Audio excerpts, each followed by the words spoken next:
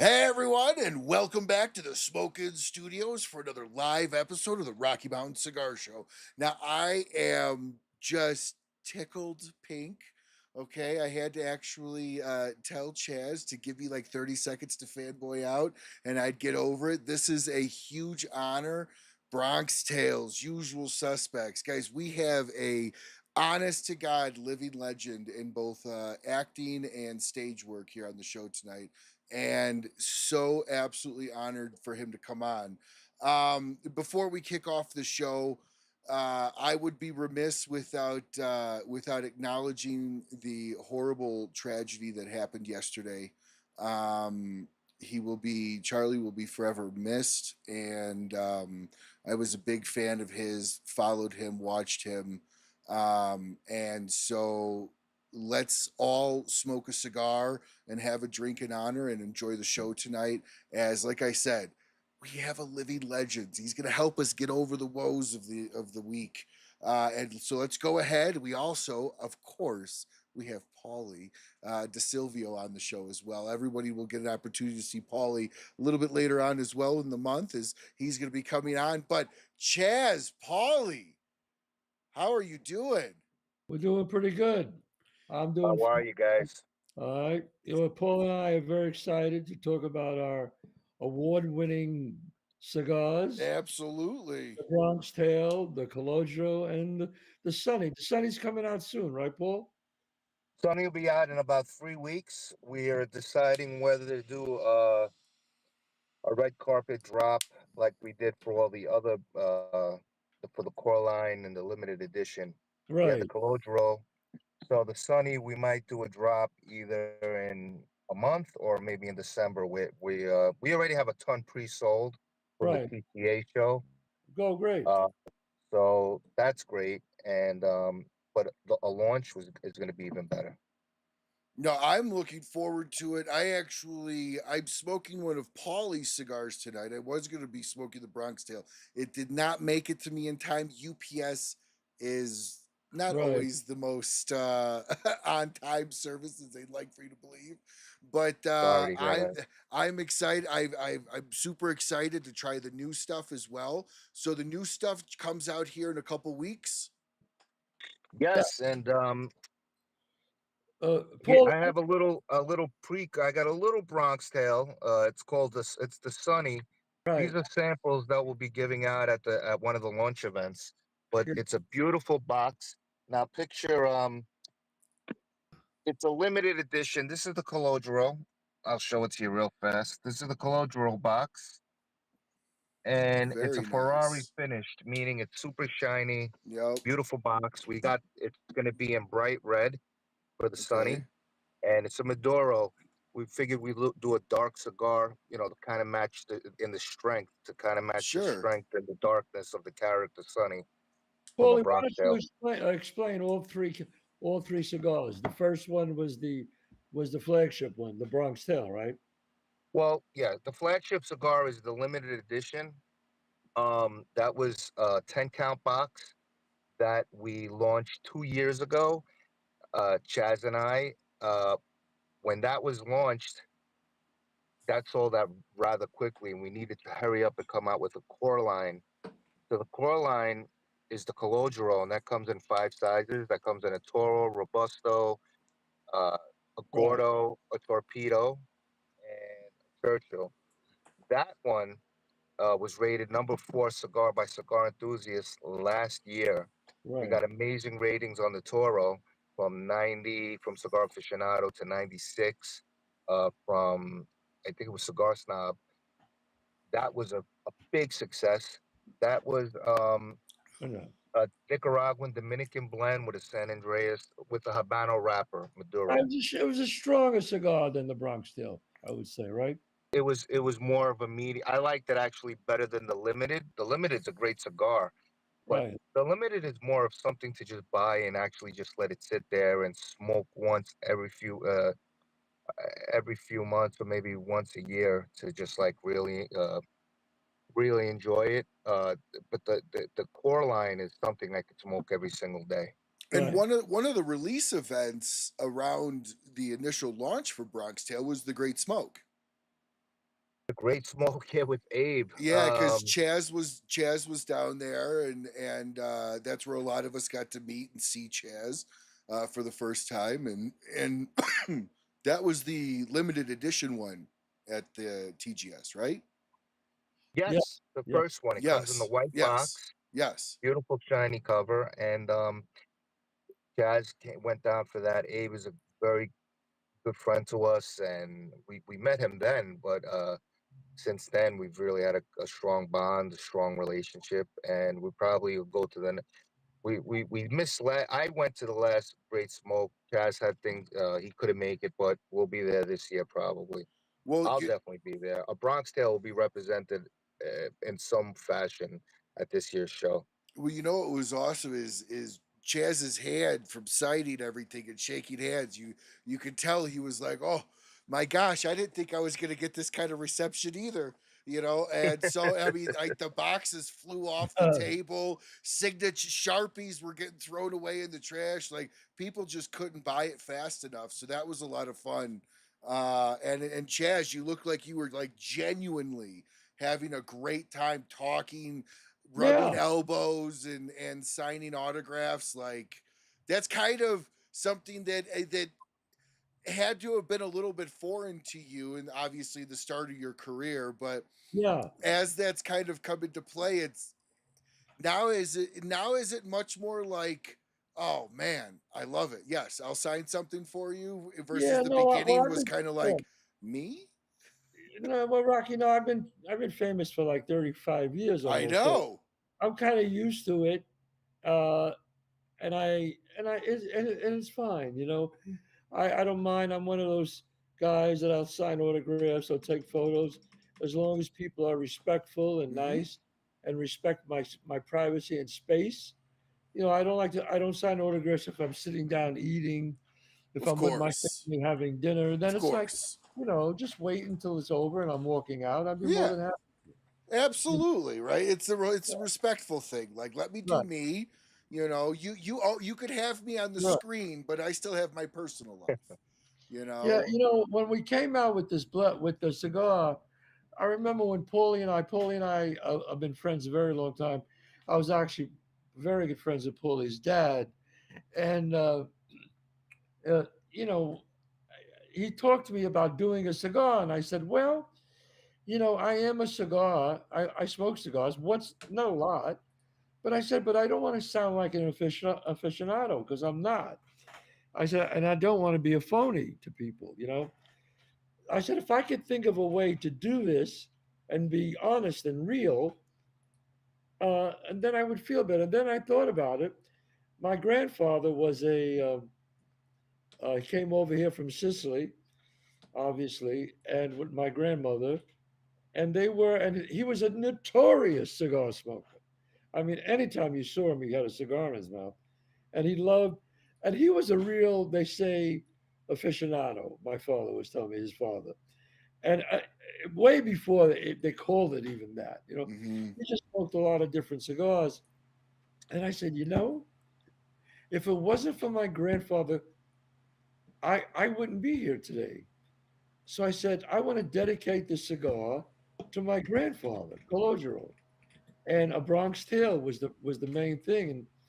And I wrote I wrote this passage in the beginning of the flagship model where it's a very small paragraph where I talk about my grandfather Colosio came over on the ship and kissed the ground. And if it wasn't for him, a Bronx Tale never would have happened. So I wanted to dedicate the cigar to my immigrant grandparents on both sides. And I thought people who don't even smoke cigars, women who don't even smoke cigars, or men, can buy this as a gift to their parents and say thank you for coming to America and giving us a better life. Hmm. So, and that kind of just really took off. It just took off, and I'm very excited by that. Well, before we dive a little further into the cigar, I know that Paulie, you had something that you wanted to be able to share and extend out to anybody watching the show. As far as if they called tomorrow the shop and ordered something. All right. Well, Yeah, I had an article. I digitally it might have released today in Cigar Aficionado, and that kind of really my site is down. My site today is down, which it never in 30 years has been. So I don't know if it's because of that or because we dropped a brand new cigar. But if you call tomorrow at 718-364-4657, if you order a box of a Bronx Tale and just say that you've seen us on this podcast, I will send you a Bronx Tale box. Chaz will sign it, and we'll send you a Bronx Tale box. And I will also throw in a cigar freshly made from the Casa Grande Cigars, and I'll throw in it hasn't gone out at Barnes and Nobles, none of the newsstands. The Cigar Aficionado. I got 100 copies up front that I'll sign the article. I'll sign the front, and I'll send that out as well. You'll be getting that magazine before anyone else does. Oh, The actual physical magazine. So if okay. you okay, so that's pretty So cool, right? so to recap, Tony, I'm looking at you. Richard, looking at you. If they reach out to you tomorrow, either go to call the shop tomorrow. I'll put up the phone number here in the chat. Call the shop tomorrow. Tell them you saw me. Tell them you saw them on the show, Rocky Mountain Cigar Show. They're gonna then get a. If they buy a box of Bronx Tale, they're gonna get it signed by Chazz, That's right. and then Paulie's gonna throw in a La Casa Grande cigar, as well Yeah. as a signed copy of the new release of Cigar Aficionado with you in it. Yes, sir. I will do that, and Fuck. you'll be getting it before it hits the newsstands. That's a fucking hell of a deal, everyone. All right, so we're gonna replay this a few times, so don't worry. So again, call the shop tomorrow. I'm gonna go ahead and post the shop's phone number. Paulie, can you say the shop's number on the thing, and I'll go ahead and put it in the Sorry, comments. 718-364-4657. That's my factory in the Bronx where we make all the cigars. And also go to lcgcigars.com in the AM. We should be back up and running. My web team is actually here in New York and also in Germany.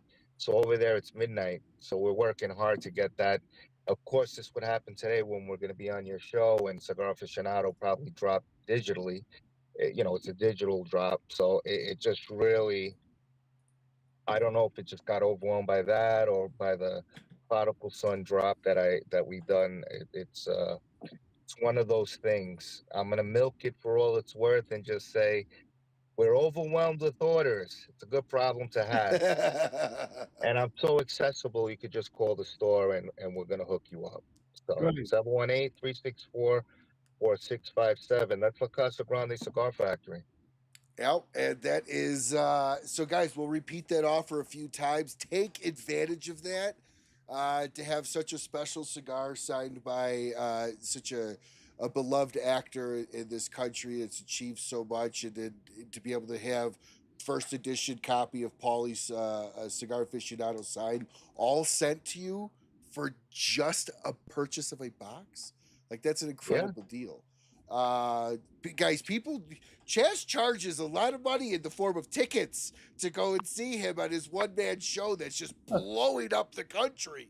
All right. So Well, the fact that you get, yeah. oh, dude, you got an Well, critical you got to remember that acclaim. it was a hit on Broadway. I It was a know. big hit on Broadway, and it became show of the year in Las Vegas. I know. So, We have a so, guy on here that said last year, wife got tickets for your one man show in Rhode Island, and it was amazing. yeah. Oh, thank you. I appreciate that. Where are you located? I'm out here in Colorado. Colorado. Yep, So yep, Dave, yep. so Dave Savona just texted me from Cigar Aficionado that a lot of people have the. He just texted me right now that a lot of people have the issue, the article, and it's probably might have what happened where where people are trying to order off my site. Yeah, you So Oh, probably had so that's many pretty people wild. who crashed the site. Well, I tell you what, when will somebody be there tomorrow if they call? Oh, it'll be 9 a.m. Eastern. 9 a.m. Eastern, Tony. 9 a.m. Eastern. Jump on that deal for sure. It breaks my Um, heart that people are trying to order and they can't get through. I always want to be accessible to the customer.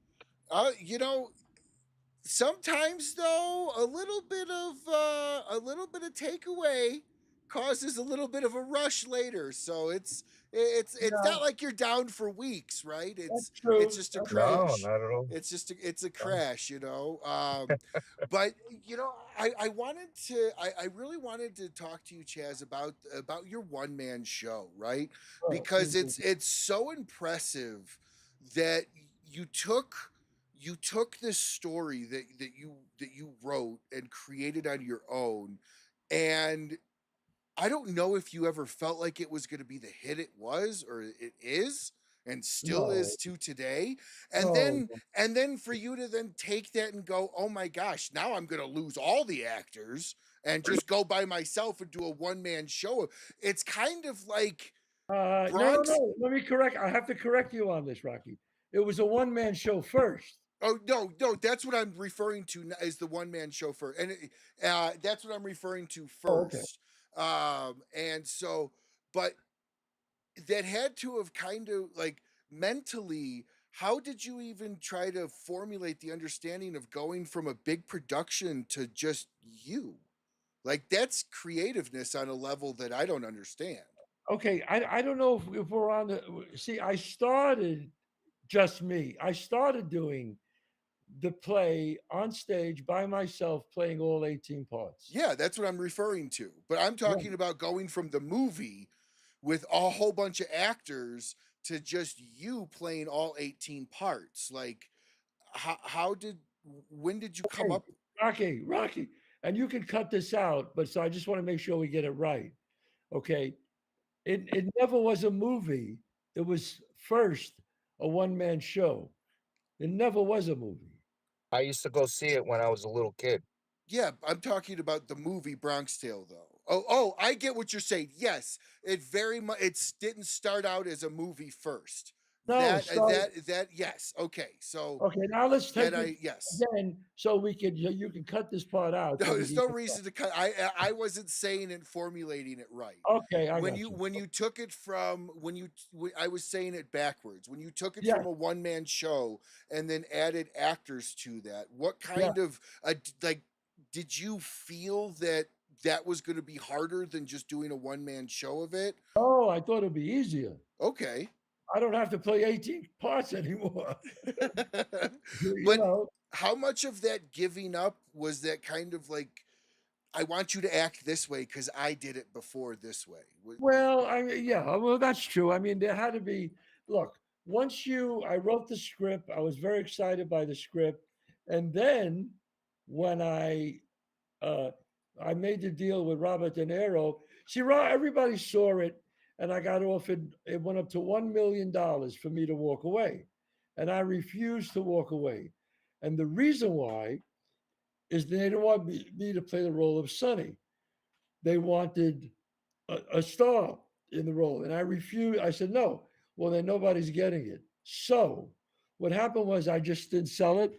And then De Niro, when he bought it, he said, you'll play Sonny, you'll be great, and you'll write it because it's your life. And once you give it over to the director, then you have to just trust the director that he sees the same movie that you see. And Bob did. And Bob did an incredible job. And so this was very much like your baby when they told you they didn't want you to play Sonny. That was always out of the question. Yeah, no, I was playing Sonny, but to them, Pacino wanted to do it, Nicholson wanted to do it, a lot of stars wanted to do it, play Sonny.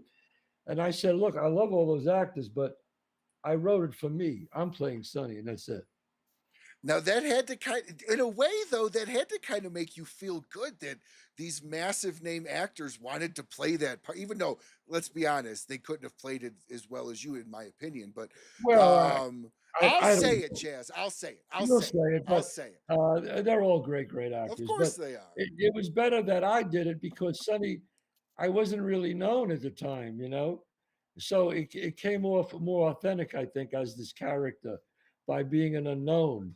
Uh, so to me, that was the deal. I only had $200 in the bank when I turned down the million, so that was pretty hard.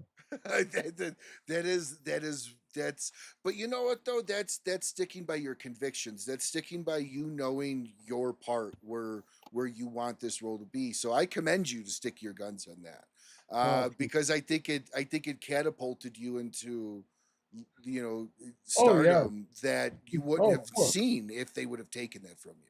No, no. Once I did, uh, well, before it came out, I got cast in Bullets Over Broadway Hmm. You got with an Woody award for Allen, you got and I got a my Academy Academy Award. Award. Yep. I got Academy Award nomination, and then after that, I did Usual Suspects. So I was on my way, and I haven't stopped for 34 years. Now, I Usual Suspects was absolutely amazing movie as well. Right. I liked that one too. So I want to get back to kind of the Bronx Tale side of it. So right now you're doing what with the Bronx Tale? Yes, I'm still doing the one man show. If people want to see it, they can go to chazzpalminteri.net. And I'm still doing the national tour on and off because I'm on a TV series called Godfather of Harlem. So I work between both. But go to chazzpalminteri.net. You'll see my whole schedule there. You can get tickets to see any show. I'll probably be at a city or a state near you. Now, as I get like as Bronx Tale has kind of, I think it's a fair statement to say that Bronx Tale's your life's opus in the movie, in the acting business. Yes. It is your baby. You've Yes. cultivated it. You so where did you, in the beginning of doing the one man show, did you just think it was just going to be that it was going to be a kind of a quick thing and then done, or did you have expectations of taking it to a big picture? No, no. At the very beginning, I did it because, I mean, I was an actor in New York. I was actually on Broadway as an understudy in New York before I went to LA, and I was a respected actor in the business, but totally unknown. But when I went to New York, when I went to LA, I couldn't get an agent. It was very difficult, so I did it just to get an agent, you know, and it ended up being much more than that. Uh, it became the I won the awards for the one man show, and then I wrote the movie, and then years later I said, "Gee, this would make a great musical," and I wrote the musical, and it was a hit all three times. And I just I just filmed the one man show with five cameras and 4X. You can see it on pay per view. You can see it on Google, Apple, uh, and pay per view if you want to buy it and see it. And it's a great piece of film. Well, I've heard nothing but great things. I have not been able to be privileged to see your one man show and the off Broadway or the Broadway stuff that you've done with it. But I can Right. tell you, growing up, that movie meant the world to me. I have often thought that movie has got some of the best life lessons. Yeah. Hard. You tackled hard life lessons in the early in those days in that movie. The whole the De Niro father son scene. I mean, that's Yes. probably the most iconic scene of the movie. Outside of the close the door. You're not leaving now. Now you Uh, can't. Excellent. that's those two. I mean, Yeah. those are great. So what has this ride like been with Bronx Tale for you? Is this is like obviously this has been your life's work and you've cultivated it. Where do you where do you see it going past in the future? I think I finished the whole thing. I think by filming the one man show, because obviously there's people who can't get a chance to come and see it. And so I reiterate that if you really want to see it and you can make a live performance, go to pay per view, Google, Apple, put in a Bronx Tale one man show, and you'll be able to see it on your TV at home, and with four cameras, a 4K, an incredible. It's really incredible. I mean, to see it live is incredible, but it's really great to see it on film too if you can make the live performance.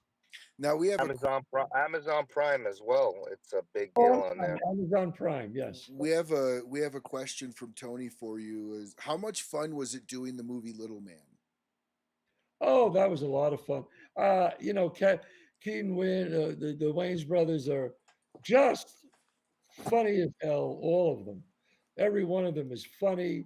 They like to collaborate, they like to improv, and they're just funny guys. And Keaton is very, very smart. He knows what funny is. He gets it. So, you know, I enjoy doing that very much. Um, Talk a little bit real quick on how do you know Paulie? Well, like I said, I grew up with Paulie's father, and then I got to meet Paulie. Paulie had this business, and Paulie was really the great thing about Paulie. He's a really entrepreneur. Cigars. He owns a restaurant. He owns a pastry. I mean, he Name a owned vertical, he pretty much owns a business in it. pretty soon. Paulie's going to own the whole market on Arthur Avenue. You know what I'm saying? And and I like people who are smart, who are go getters, and who are Italian, and who are talented. And and when I saw what he was doing, and he asked me about doing a cigar with him, I said, you know what? Look, I like to be with winners. You know, you are who the people you hang around with. The people you hang around with, that's who you will become.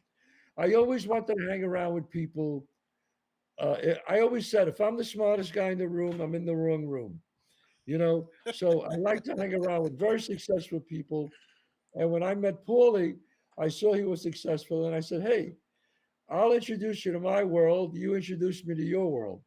And it was a good blend. We get along great. The main thing is I trust him, and he trusts me. He always does the right thing.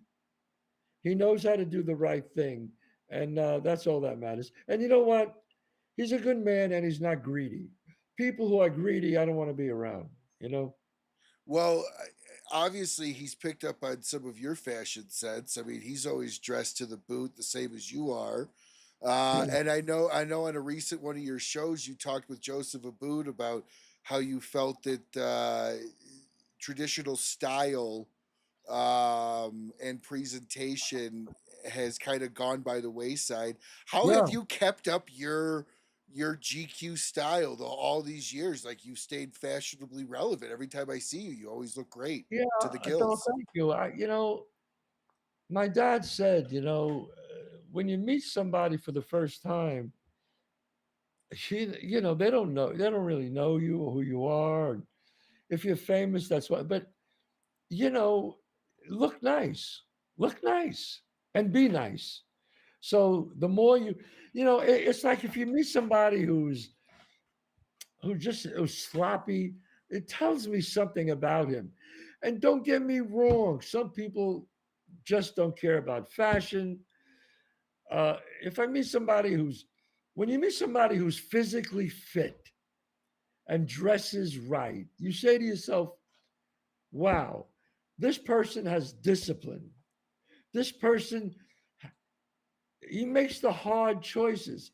Because believe me, it's hard to be in shape. It's hard to dress nice. And if a person does that, that tells me something that they're not afraid to make the hard choices. Again, do you have to do that? No. Are there people who are very successful who are not like that? Of course there are. But that's not the way I think. I just think differently. That's all it is. Hey, don't judge. Please don't judge me. I wore a sponsorship shirt tonight, so Oh, look where we are. I mean, I am in the look what corporate I have business. on. I got like a black Let me tell shirt you on. though, it's probably a button down or a polo. I guarantee you, it's nice as All well. right. But I mean, I totally agree with you. I work in the corporate world. I work for one of the largest software technology companies in the Yeah. world. Whenever I meet clients, I don't necessarily put on a full suit, 3-piece suit, but Of course. I'll wear nice dress. Like, so I am in full agreement with you. Right. It's kind of like the old adage, show me your friends and I'll show you where you'll end up. Oh, It's no show me how question. you dress and I can almost determine where you'll end up. Not Show me your always. friends and I'll show you your future. Yeah. Definitely. And look, we both grew up, Paulie and I. I'm older than him, obviously. We both grew up, his father especially and me, with, you know, with a bunch of guys, a lot of great guys who became very successful, I must say. Some guys, ended up dead or in jail. And we knew those guys where they were going to go, but we kind of like, stayed away from them. So it's a testament, I believe, because I had great parents, and Paulie has great parents. Um, and I wanted people to get to know Paulie DiSilvio because he has a great gift of cigars. He knows how to blend. He knows what's really good. He knows, but he also, more than that, he knows how to sell it. And Yeah. that's enough. But he also, even more than that, he has big ideas, and he's a real go-getter. And I think he's going to be a juggernaut in the cigar industry the more bigger he gets. He really knows great cigars and how to sell them. And he'll talk about buying. Well, maybe we'll buy our own plantation, or maybe we'll buy our own thing. We'll see. But if we end up doing it, great. If not, that's okay. But I like people with big ideas. That's Sure. important. Well, that is important. It's as a guy that's been in sales 25 years, I write out my goals and my plans, and I have Right. like white whales that I go after, white Yeah. whales type deal. It's deals that you'll probably never get, but it's always keeping you reaching for I used to have a Yeah. mentor that would say, shoot for the sun or shoot for the moon, and if you land halfway, you're still higher than where you are. That's it. And so that's kind of the mentality that I've taken in my life, and it sounds like I definitely, after talking to Paulie these last couple of months, I know Paulie's there's Paulie doesn't sleep. No, he doesn't.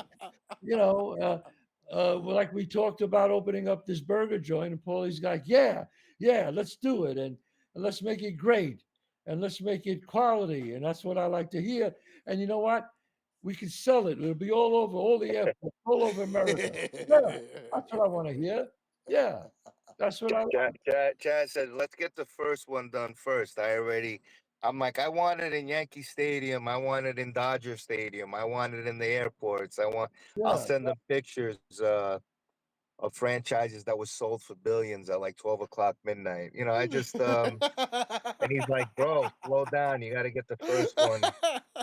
You got to open the doors first, right? that's right. That's right. Now, Chaz, you've dabbled in you have a restaurant, don't you? I own two restaurants, That's what I Chazz thought. Palminteri. I have one on 30 West 46th Street or Fifth Avenue. It's been there for 10 years. One of the great Italian restaurants in the city. I also have another one, Chazz Palminteri's, in White Plains, 264 Main Street. Another great Italian restaurant. So, and I go by quality, Rocky. I say I'd rather make less money but have great quality. Yeah. Because in the end, you'll end up making more money. It'll be there longer. More people will come to it. And in the end, you'll end up making more money, just a little slower. That's all. Yeah, yeah. So often you see celebrities go into the restaurants and they live for a little while, then they go, or maybe they how what did you bring to the restaurant business that made yours successful from the get-go? Because you know what I'm talking about. There's Yeah. always the guy that has the restaurant that it collapses. So what do you No, think's no. made yours so successful? I could tell you why. Because 9 out of 10 restaurants fail. Fail. Yeah. Oh yeah. Because first of all, a lot of people go, you know what? I'm going to open up a restaurant, and they meet some people to help them. That is an absolute joke. How that could work? Has it maybe worked in 1 out of 1,000 times? Maybe. But I always wanted to open up a restaurant. I was friends with Frank Sinatra, and he told me about Toots Shaw's, and he would go to Jellies, and he used to say, you know, you got to open up a restaurant, Chaz. And I used to laugh. I said, why? He goes, oh, it's like a club. You go there to hang out. It's great. So, but I never found the right person to do it or the right food. I met a person, but I didn't like their food. I went to this restaurant, the food was great, but I didn't like the guy, Mhm. you know. So then finally, I used to go to this place called the Empire Steakhouse, and I got to know Jack, the Sinaj brothers. They had 4 very successful restaurants. And I go, oh, okay, that's good. They know how to do it. And they have 4 restaurants that have been there for a long time. We talked, and it was the one time I was sitting there having dinner at their restaurant, and when I was deciding if we were going to do it. And here was the owner of the restaurant, Rocky. After we talked, he was sitting at the table with me. He got up because they needed him at the bar, and he was walking towards the bar, and there was a piece of paper in the aisle on the floor as he was walking. And he stopped, bent down, picked up the paper, and straightened the chair and kept on walking. And I said, that's the guy I want to be in business with. Right. And you know what? It's 10 years, one, 7 years, the other, very successful. And that's the way to do it. You got to hitch your wagon to somebody who's done it before and who's successful and knows how to do it. Because it's a make or break. You have to know how much to order. You order too much, you got to throw out food. You order too little, nobody's happy. You got to know how to order one. You got to know when to give away stuff, when not to give away stuff. It's really, and I don't claim to know it, they know it. I said, I'll get your name, I'll get the name of our restaurant out there, but they'll come once because of my name, but they won't come again if it sucks. And I said, the same thing with the cigars. I said, Paulie, they'll come, they'll smoke it once, but if it's bad, they won't do it again. So we waited, and Paulie blended and blended until we got it right all 3 times. And that's why it's successful. Well, I love that story because what you pointed out was you loved the fact that one, there was no job that was beneath him. He Right, picked up a piece of paper on the ground and pushed a chair in versus right. going, hey, do this, pick this up, push this No, chair in, no, and then the pride he took, but also the integrity he showed because nobody was really watching him and he did it no. anyways. Nobody was watching. I just saw it on the corner of my eyes. I Mm-hmm. turned, and he was a busboy, and he was a waiter, and he was a manager, Mm-hmm. and he was like, so he knew. He said, Chaz, I could do every job here, every job. So that says something to me. That says something. So, are we looking at a Pauly Chaz team up for 2026 at a burger joint? Yeah, Uh, well, yeah, with yeah. the I Paulie, don't really want to talk about it yet because there's a lot of non-disclosure. There's a lot of this deal. See, with the cigar deal, it took us 2 or 3 years to do it because we had to blend. You know how blending is. Mm-hmm. Blending takes months because you gotta like let it sit after the first few months, and right, then you gotta go to the drawing board again. But it wasn't because of finances or anything like that. With the wine as well, that took every good deal takes time. I don't right, care what anybody says. Any deal that's gonna last a long time takes time. But with the burger place, we want to make it. where it's not a smash burger where it's just gonna be everybody's doing that, and Chazz sometimes with me went back and forth. Why not a smash burger? I Bronx to me was 4 a.m. in the morning, go to a diner, Pelham Bay Diner, wherever, after being out all night, and the greatest feeling was getting that hamburger from a diner, and it was juicy, it was thick, Mm-hmm. and it was a good burger. I'm in the market. We have the greatest butcher in the world, Peter's Meat Market. It's right there. We don't have to freeze anything. The butcher is right next to us. So I really want to go crazy with this, but we want the right people, Right. franchise people. We want the right restaurant people that are in the franchise game that could direct this. Where this is not just a place to try. This is going to be something where it's going to have a legacy. That's everything with me is legacy, and the story is already there. So anybody who knows the Bronx at 4 a.m., everybody's getting a burger at the diner. You can't beat those burgers. They don't have them anymore. The Greek diners No, they are don't. shutting down. And I don't want to do a smash burger. I want it to be a heavy burger that uh, tastes well done, very good, with a little char on it. You know, with the I envision something a little bigger and better. And I think that with Chazz's knowledge of the restaurant business, and you know, 17 years combined now, going to be a hit. And I think it's going to be in a lot of different places. I put that into the universe, and I believe it's going to happen.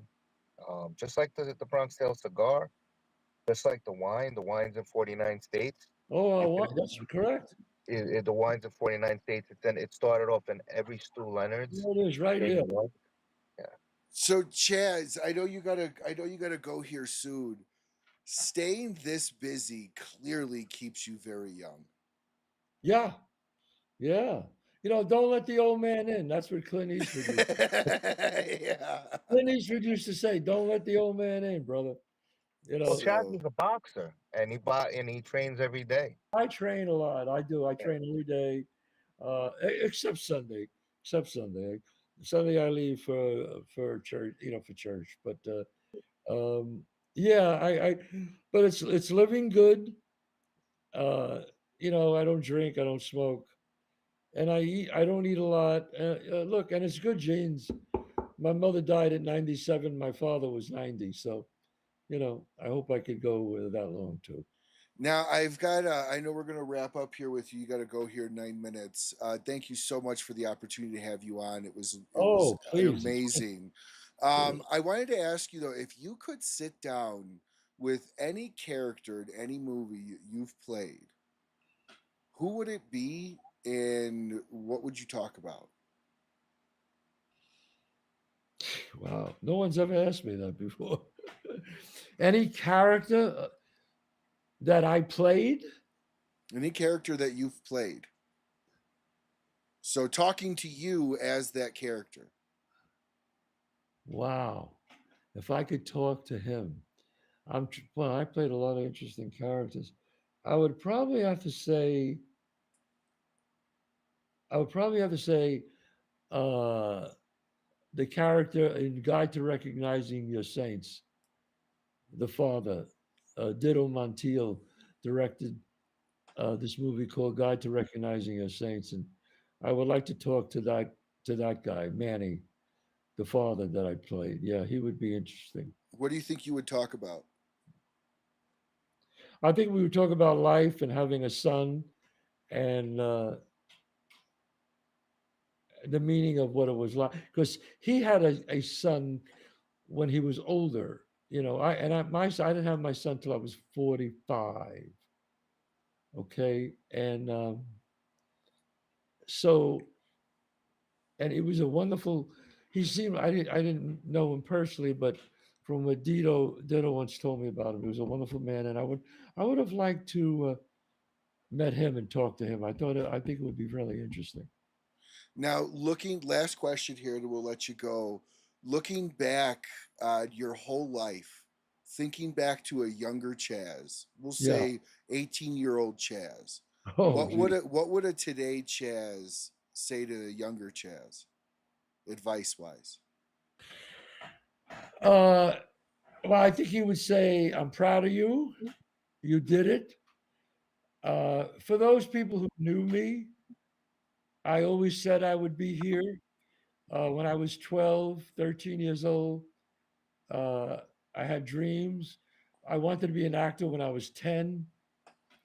And I remember just telling some of my friends, there's more to life than this neighborhood, you know?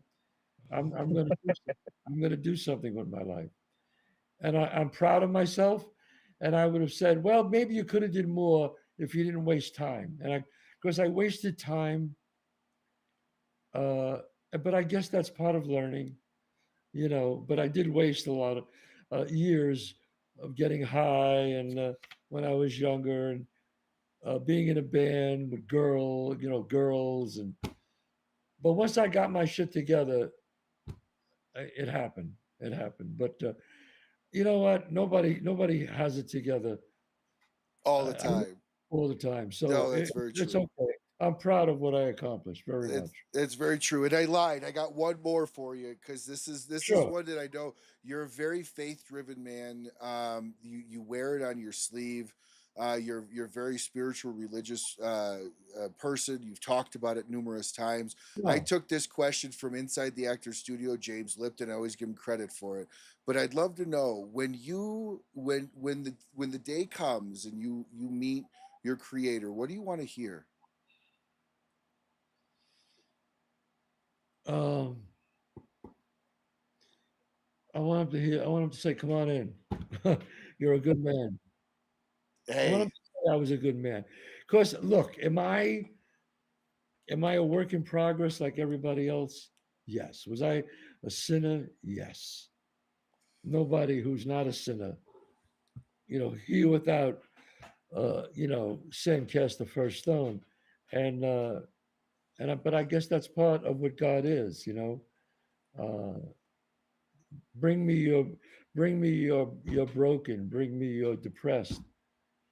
Jesus said these things, and I still fight it to this day. I'm not perfect, but I try to do the right thing. And I think if you try to do the right thing, most of the time you'll be okay.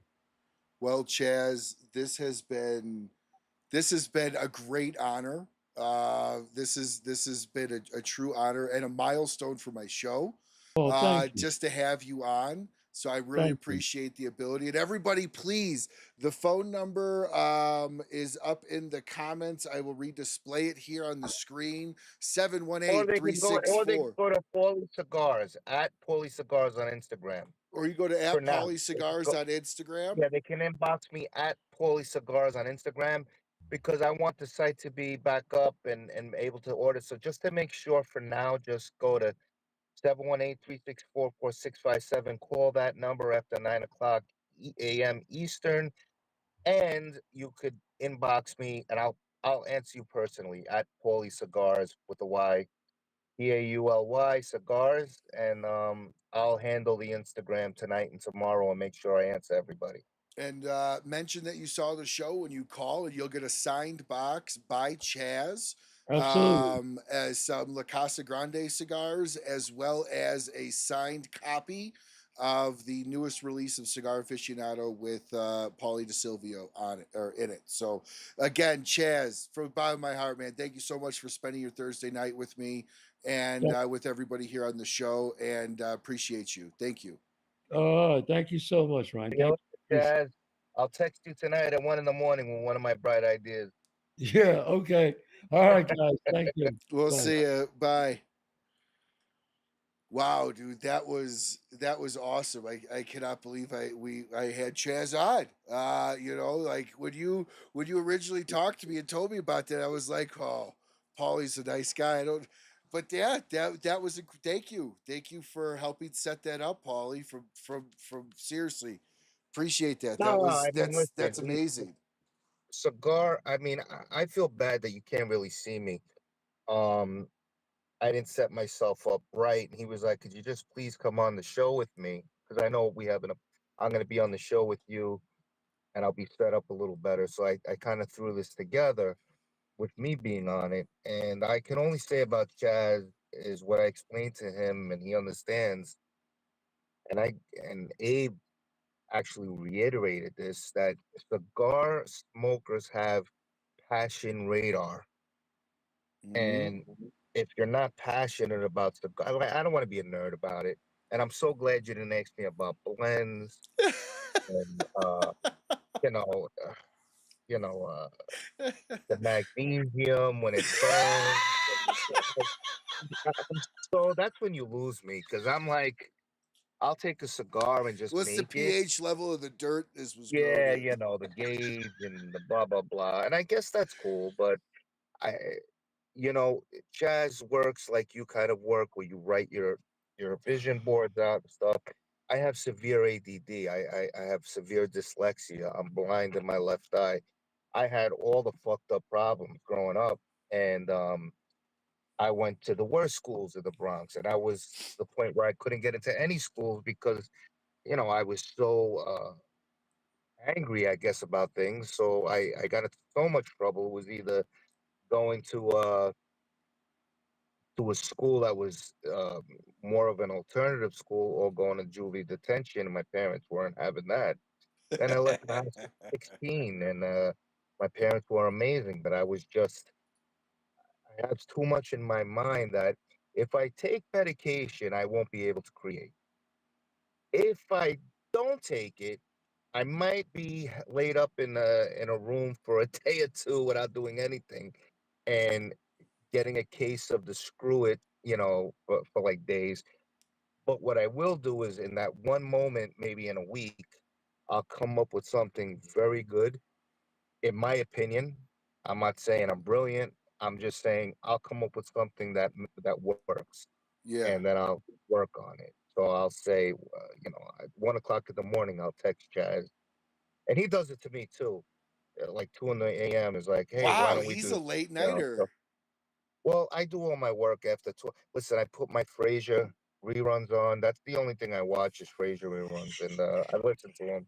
Did you I'm see the new addicted to it. ones? It's my comfort. The Did new you? ones, I love the new ones. I actually love Kelsey so much that I'm in LA a lot now, especially with the projects I'm doing with Martin Cove, and maybe opening up a place down in Malibu, with Cigars, a factory.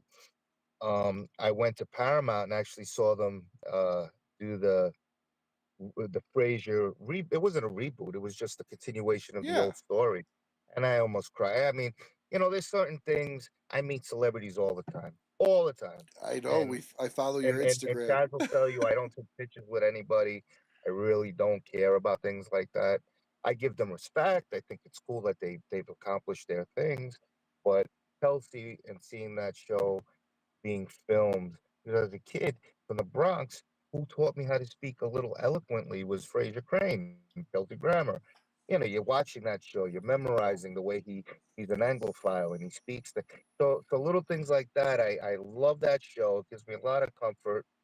And I went to go see it, the new, because you brought it up in Paramount. I went to go see the new one. They actually canceled it, but they're shopping it at different networks. Well, I And remember spoke to having to Kelsey. I like. spoke to Kelsey about doing the cigar. He's very interested, and He used to have a cigar with um oh my gosh uh Kelsey's done everything: beer, cigars. Kelsey did a cigar back in early 2000s with John Belushi, not John, Jim Belushi. Jim Belushi, and all those guys. Those are real cigar smart. Like, they Oh yeah, were there for the boom, and I'm telling you that people don't give enough credit for Cigar Aficionado for recreating that boom, because um, it wasn't. A lot of guys were becoming relics, and you had some up and comers. Like back then, you got Puente, Rocky, all those guys, and I know a lot of the bratty, upstarts. Because you gotta remember, I'm in this game 30 years, and because I'm a big fish in a small pond, is because I chose that. I chose to be the biggest cigar factory probably in uh, New York. in the states. I have 10 cigar rollers. where I could probably get them in Nicaragua or Dominican, doing it there for $10 a day a person. I pay those guys like 200 something a day. They make a good living, and I have fair price cigars. The legacy brands really took me in. The boutique brands, they were cool, but you could tell it's like that kind of beer nerd, cigar nerd type thing that everything's so uncool, and being cool is being, rebellious on everything. And the legacy brands, it really took to me and Chazz right away. They didn't want anything from us. And, the Paulie from the Bronx, La Casa Grande Cigars. Wow, you're starting this now? Like, because I have 10 rollers and I have a humidor that's empty all the time.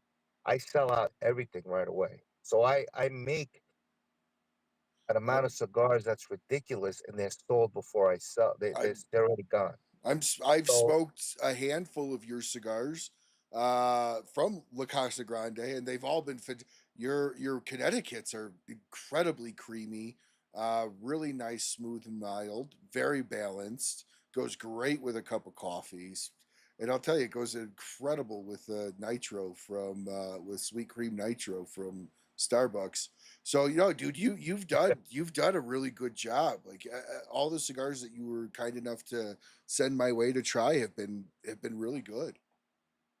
wait till you try Prodigal Son. I will get into that in 2 weeks when I'm back. But Prodigal Son, you'll have Marty on next week. No Hmm. Mercy, Sensei John Kreese. Wait till you smoke that one. It's gonna knock your socks Well, off. actually, I was nice. I was.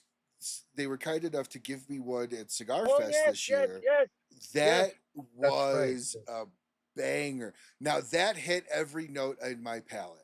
It had bold, rich spiciness. It had a great retro hail. It had a beautiful cedary woodiness to it. It had a really good chocolatiness on it as well. It hit all the notes for my palate. I loved it. And in fact, I posted it in Smoking Social and was like, "This is a fucking banger of a cigar."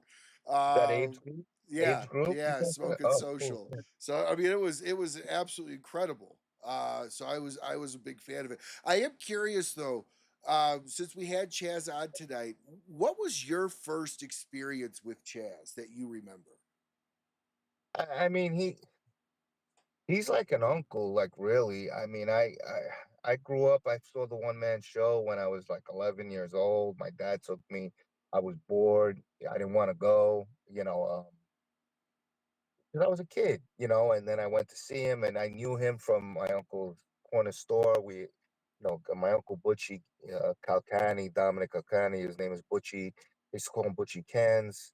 So he had the corner deli. My dad and him used to break Chazz's chops, and I used to sit there. So it's like I didn't really see him as a celebrity, and I never really seen him as a super duper celebrity.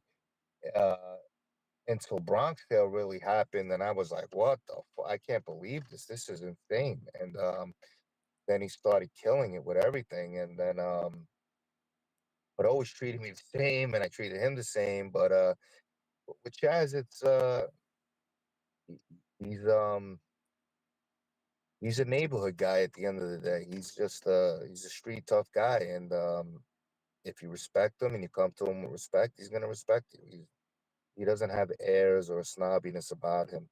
Now, No, he what do I doesn't. remember as a kid? I remember him being more jovial and jokey with my father.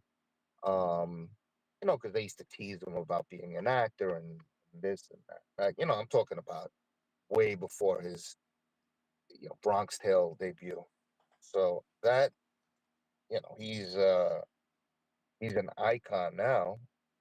Um, Did he what ever did he ever reach up and give you a good slap behind the head? Sounds like he was there at Christmases No, that's and did not he his had to go, "Come on, style. Paulie." No, that's not his style. Is more cutting you up with words if you really. Yeah, it's if I get heavy, I was a bodybuilder growing up, and I worked at China Club, and I was a bouncer, so I was in really good shape. And when we were ripping and running with the first year of Bronx Tale, I was eating very bad every night, and he was seeing it, and he pulled me to the side the next day, and he says, "You bet." No, well, he said to me in the car, I got to talk to you about your bullshit later. And I was in the front. His bodyguard, Stanley Blue Eyes, was in the back. It was an SUV, like a limo SUV. I turned around and says, "What?" He goes, "I got to talk to you about your bullshit later." So he goes. So when he got out of the car, he turned around. He goes, "Bro, you need to be here for your kid. Take it easy with your eating. I see everything that's going on. You shouldn't be eating." And what I was doing was I was eating out of anxiety. I just wanted to get the day. I was just like I was Yeah, eating all it the was time. there. And, You were just and, eating. and I was traveling a lot, and I never really eat out at restaurants because my wife's a wonderful cook, and my mom is the greatest cook as well. So it's like I never really. So when we were out, and plus I got my own restaurant, so it's like when I was out and all these like Vegas or Florida and all these places, California, I was trying new stuff, and there's not much stuff. So you go to a burger or onion rings and stuff, and I was just really going over the top the wrong way. And he said, "Come on, man." Then he called me like an hour later because I went to take a nap, and he called me. We were in Vegas actually, and he said, "Hey, take it easy with dinner." It really affected him. He goes, "Take it easy with dinner tonight." He goes, "When you have dinner tonight, just order something like a small beef and salad." And then we were there. We were at Sinatra's, and he said to me, "None of this dessert's for you." And so it's like, I don't want to hear it, because I know like I was doing wrong. So like I was getting a little like, come on, man, enough now. But then I was just aware of it, and man, I went on such a run. I lost 60 pounds. I shredded up. This is like a year ago. It took me a few months to just shred down, and then I always look bulky because my shoulders are big. So, Mhm. and if I work out, I just grow wider. So there's times he goes, "It looks like you're putting the weight back on," and like he'll break my chops, but I'm like, "Mm, I'm not." But if you want me to send you a picture of the scale, I'll show you. So like So that, it's it's it's like less very important. much it's very much a family dynamic between the Oh two of you, yeah, like in every he's way. like, "Wait, I want you to be around for your kid. You love your kid so much. Me and my son are very tight. I want you to be alive for your son. What are you eating onion rings for?" And I'm like, "Why am I eating onion rings?"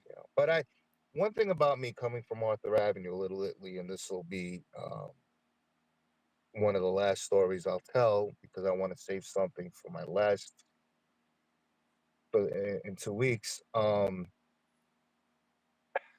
The Arthur Avenue is all Italian food. The real Little Italy. It's in the Bronx, and your parents never really let you eat out. Eating in a restaurant was a big deal, but eating fast food was a no-go. So, like, if my parents got me a slice of pizza, I still had to drink a glass of milk with green beans. Don't ask. It's a fucking nightmare. So, you know, um, when I was 16 and I was making a lot of money at the time for a 16-year-old, and I was doing pretty good for myself. I was a junk food junkie. Like I never smoked a joint, I never drank a 40, I never did drugs.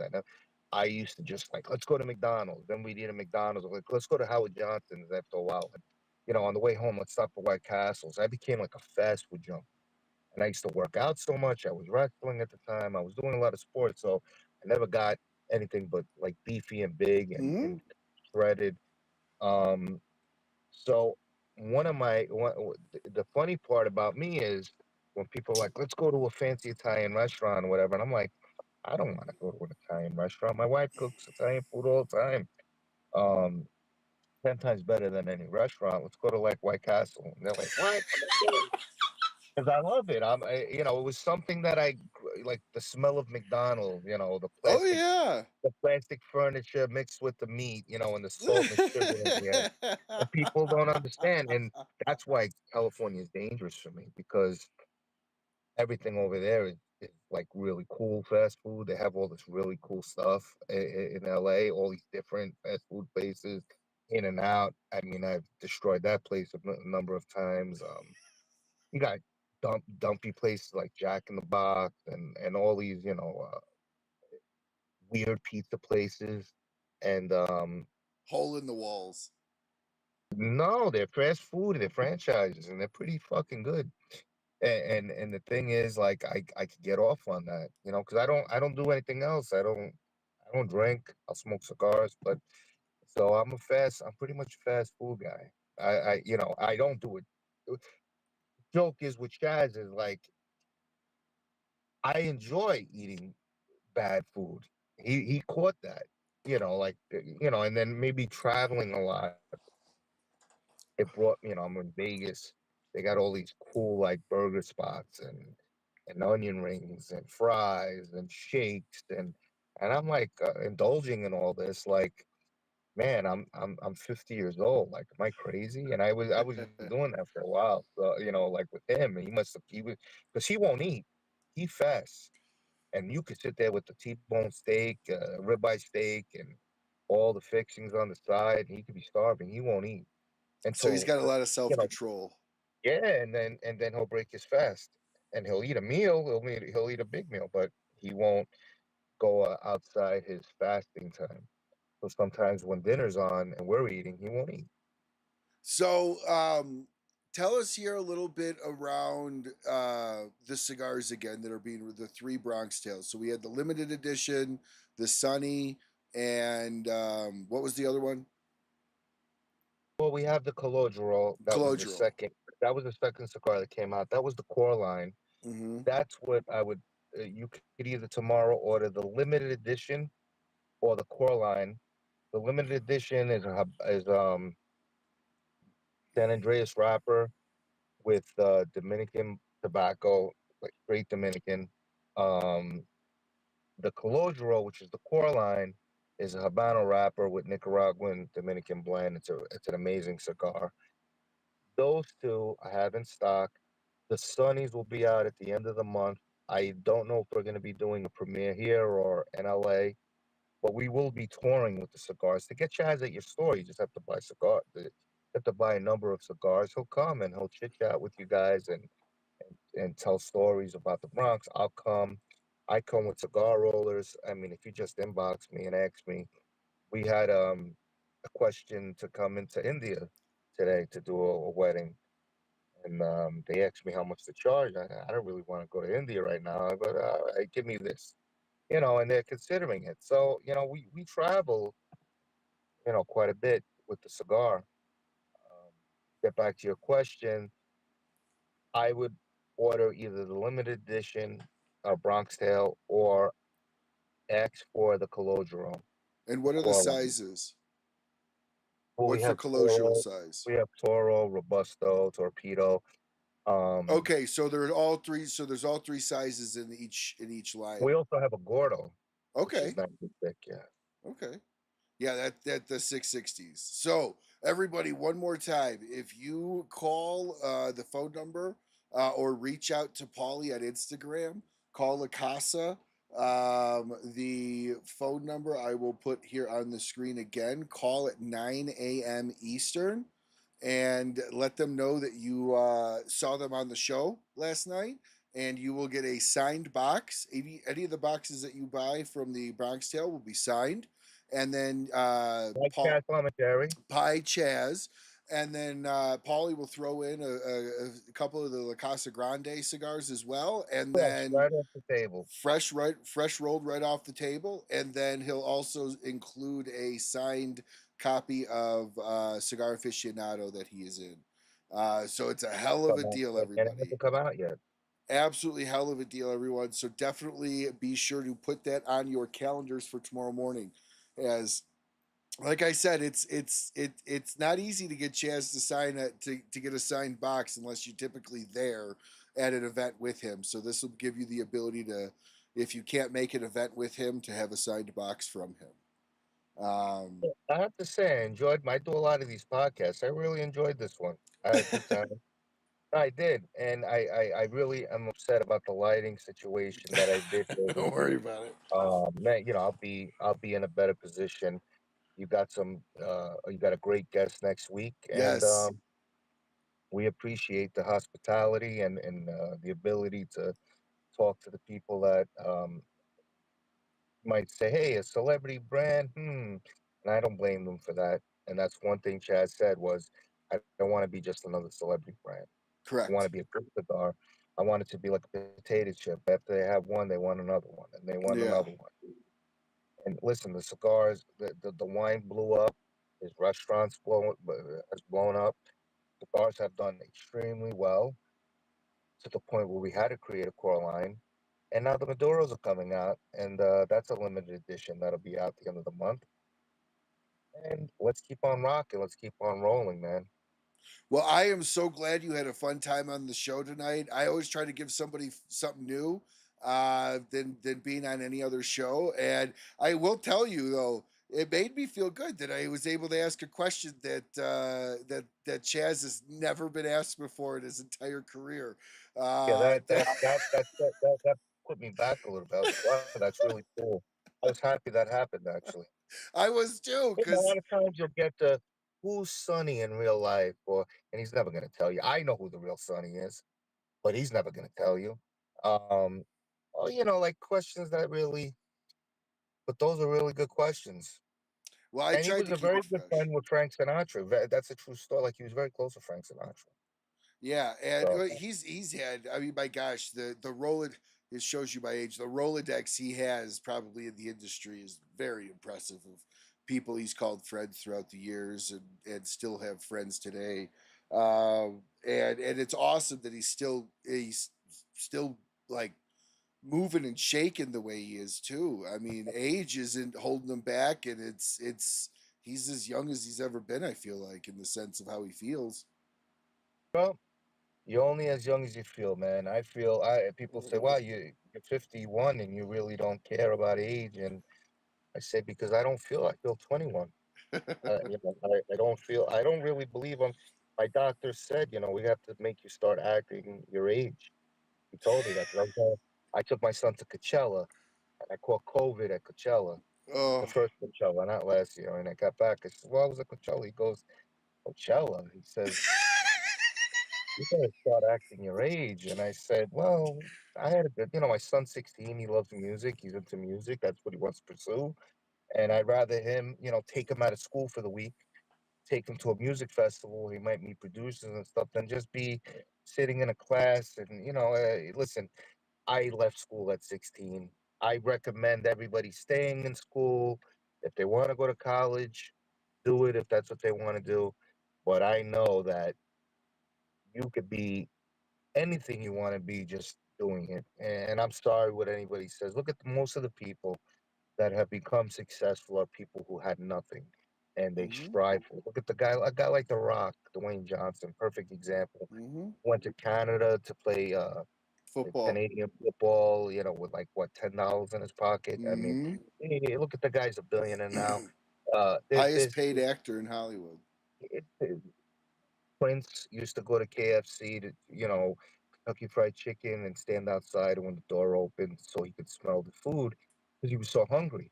That's that's a story, man. You know what I mean? And people that come from nothing usually make themselves happening. So I love that my son loves his school. He loves school and keep him in school, but I want to bring him out while he's young and I'm still around to experience all these cool things.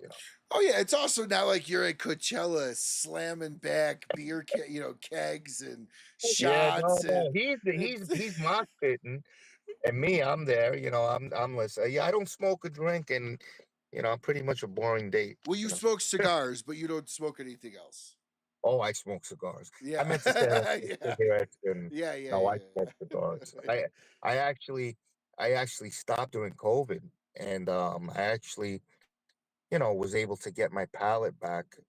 Taking that break. I don't smoke in my house, and I don't have it lit because I'm in my car, and I don't smoke in my car. Um, uh, not only does it give me something to look forward to, because if I allowed myself to smoke everywhere, I would never stop. I enjoy, you know what I mean? Like I'd smoke. Sure, I have a factory, so I don't have a humidor. I have thousands of cigars all over the place all you the just time. pick one. Yeah, so it's like if I allow myself to smoke everywhere, I'll always be smoking, and it's got to be a hobby, not a habit. I don't want to be addicted to nicotine. I could not smoke for about a month if I really needed to. Oh yeah, I could. absolutely. Absolutely. Um, well, I tell you, I don't want to give away too much for the show at the end of the week, at the end of the month here with you, because I definitely want to go through your life story a lot more at the end of the month and dive into that. So I don't want to dive too much into that, but I tell you what, I'll give you back 30 minutes of your night tonight, and we'll end the show a little bit early, so that way we can make sure that we keep enough stuff for the end of the month for you and I to do a 2 hour show and talk about, because I have But a guys, feeling. tune in next week. You're gonna have Sensei John Kreese, Marty Cove. It's gonna be a great show next week as well. So I got to say, this is the the month of La Casa Grande Cigars here at Rocky Mountain Cigar Show. We had Chazz tonight. We've got Marty next week. We've got Paulie coming back at the end of the month. So again, everybody, please reach out 9 a.m. tomorrow morning. Call this number shown on the screen, 718-364-4657. Tell them you saw them on the show. Buy a box of Bronx Tale. Buy one or both. Both will be signed by Chazz. You'll get there'll be a kicker with some additional La Casa Grande fresh rolled cigars and a signed copy of Cigar Aficionado that featuring Pauly DiSilvio as well. So thank you so much, Pauly, for coming on. Thank you for believing in the show and supporting the show and being a partner of the show. I've talked to Oh, you a lot in the last few months, and it's been great getting to know you. And the one thing I could say about you is that there's just no stopping or slowing down for you. When I text you, you're like, "I got 2 minutes, go." I'm like, "Okay, you got 2 minutes." So always an honor to be able to talk to you, and it's been absolutely fantastic getting to know you over the last couple of months as well. Um, pleasure and is all mine. and we'll talk here in a couple weeks with you. And we got Marty. So everybody, say thank you so much to Paulie when you reach out to him on Instagram for helping No, but thank you. Thank help. you for indulging me for these hours and jazz and listening to us. You know, we this is we're happy to be on the show. So you don't have to thank us. It's a pleasure. Well, I will thank you very much for helping me for setting this up and making this an incredible month at the Rocky Mountain Cigar Show. So, from the bottom of my heart, thank you for coming on. We'll see you here in a couple of weeks. And until we see you all again, smoke what you like. Smoke as much La Casa Grande fucking cigars as you can. And buy Bronx Tale tomorrow at 9 a.m. Get yourself signed box, additional cigars, and a signed copy of Cigar Aficionado. Phone numbers in the comments below. Check it out. Again, call 9 a.m. And until we see you again, smoke what you like. Smoke as often as you can. Have a great rest of your week. Bye, everyone.